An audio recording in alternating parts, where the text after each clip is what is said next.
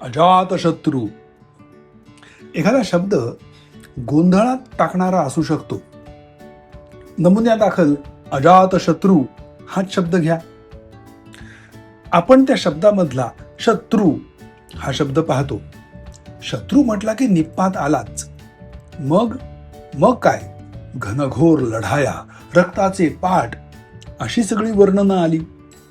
त्यामुळे अजातशत्रू म्हटलं की आपल्या डोळ्यांसमोर हातात तलवार घेतलेला, अंगभर चिलखत घातलेला, पांढऱ्या शुभ्र घोड्यावर स्वार असा एखादा महापराक्रमी योद्धा उभा राहतो. आपल्या सगळ्या शत्रूंचं अगदी नामो निशाण मिटवून टाकणारा तो अजातशत्रू अशी आपली समजूत होऊ शकते. पण योग्य आहे का हा अर्थ? आता हे जाणून घेण्यासाठी तो शब्द तयार कसा झाला ते पाहिलं पाहिजे. जात म्हणजे जन्मलेला. इथे ज चा उच्चार जीवन मधल्या ज सारखा करायचा, जमीन मधल्या ज सारखा नाही. अजात म्हणजे न जन्मलेला.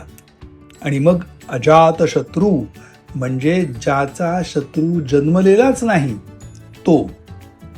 नीट लक्षात घ्या, शत्रूंचा निपात वगैरे काही भानगडच नाही. शत्रू जन्मालाच आलेला नाही.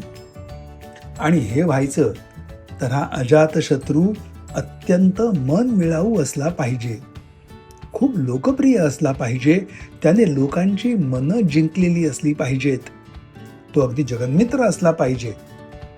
अशा माणसाच्या हातात तलवार असण्यापेक्षा हृदयात दया असण्याची शक्यता जास्त. आपल्या मनात सुरुवातीला निर्माण झालेली प्रतिमा किती चुकीची होती पाहिलं. असे गोंधळ टाळण्यासाठी शब्दांकडे अगदी लक्षपूर्वक पाहिलं पाहिजे आणि ते कसे तयार झाले आहेत हे देखील लक्षात घेतलं पाहिजे.